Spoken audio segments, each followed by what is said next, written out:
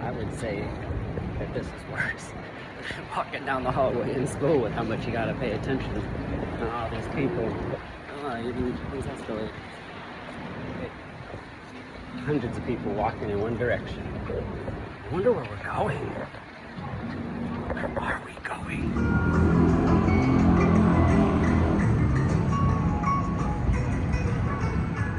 Good morning.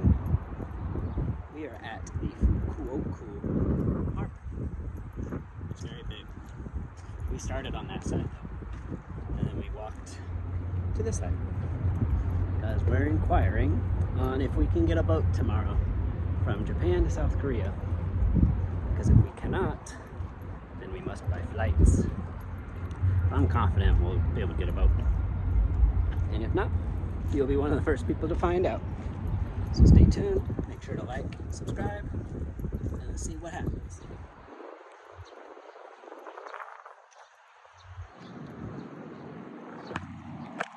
Good morning from Fukuoka, Japan, or something like that. So there was a change of plans from the last video. Last time I recorded was like a day or two ago. But we went crazy last night. Well, I'm gonna go back to the first story. So we wanted to take the boat from here, Fukuoka, whatever the name is, to Busan, because they have a ferry that usually goes in between these two ports at noon and 3 every day. But I don't know, but for some reason, like the next week, like week and a half, Korea shut down the port. So there's no boats running from Fukuoka to Busan right now, so we have to take a flight. It's kind of a bummer. Really wanted to take the boat across, but you know, you gotta be flexible when you're traveling. So that's basically what that comes down to. So yeah, sorry, I'm not gonna show you guys the boat to Busan. We gotta fly there. Today's the 30th, so I think we fly there Tuesday. I think we got like 2 more days. But last night we went out here in Fukuoka. It was crazy. So, you know, a little disclaimer for all you people out there. So I have tattoos. You can see them. And there are certain bars in Japan where they have a strict no tattoo policy if it can be shown. And I don't have clothes that can cover up my tattoos while I'm here. So like 80% of the bars were shut down. Well, not shut down, but we weren't allowed in because we got tattoos. So we looked around a little bit and we found we found a bar. It's called Happy Chicken, but you have to replace the chicken part with the male reproductive organ for chicken. So like everyone's heard that you know, there's chicken and then there's the other reproductive organ that you can call chickens. And there's a bar that's called Happy. That word, it starts with a C. Everybody knows it. So if you look up Happy C here in Fukuoka, you'll see that there is a international bar there. And it's pretty lit. For you ladies out there that watch my channel, it's free. All night, all you can drink is free for ladies, which, yeah, I got no problem with it. Yo, girls drink for free, that's cool. That means there's gonna be girls there. For the men, on the other hand, it's 3,000 yen, which basically comes out to, since I'm an American, it's like 19 something right now, like $19.50, $19, something like that. But it's the $19 entry fee. Oh, here's the, yeah, here it is right there. Yeah, that's the name of the place. I forgot I still had my tag on. Going back. It's $3K for males to enter, and it's all you can drink all night. And it was pretty lit, you know. They got a lot of like staff there really trying to get you to dance. And there is a lot of people there dancing. It was actually really solid. It was a real good bar. We actually met a dude from Thailand while we were there. That was pretty cool. So yeah, that's what we did last night. And the bar, doesn't close until 5 a.m. Something like that. Yeah. I think, like, we showed up there at like 10:30, 11-ish. So we got the all-you-could-drink. And, like, you know, we was vibing. I'm pretty sure there's actually a Navy ship here. Because we met a few guys last night. And, I mean, we talked for, like, maybe 2 minutes. But they're basically, I think they were Navy dudes out of Green Bay. So I'm like, oh, that's cool. And there's a Navy ship here. We all partying at the International Bar. We know how to pick them, don't we? But, like I said, at least in this particular Fukuoka, it might be like more of a traditional city. I really don't know much about it. But that's all I do know, is that there's basically, well, the party scene, you're not allowed to have tattoos on. And, I mean, it's not really small, but, you know, unless you're, like, into karaoke, there's not many places to pick here that are, like, strict music and, like, vibe bars, if that makes sense. There's not many of them. They're mostly karaoke or, like, restaurant bars.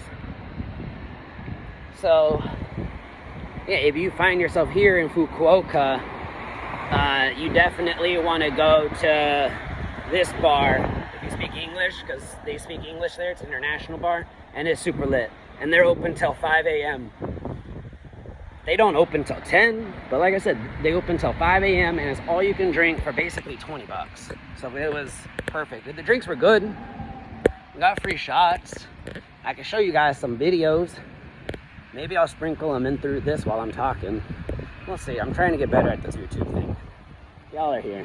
Y'all get it. I'm just walking around, minding my business. But so far, this has been a real good city. I would definitely come back to here, because with how the train system works, you could stay here and get basically anywhere in Japan in like 2 or 3 hours, and then come back to here. Because like I said in the last video in Kobe, definitely would not stay in Kobe, because those rooms are like $160 a night. And here, I think we paid $150 for 3 nights, 4 nights, something like that. I think it's right around $30 compared to $160.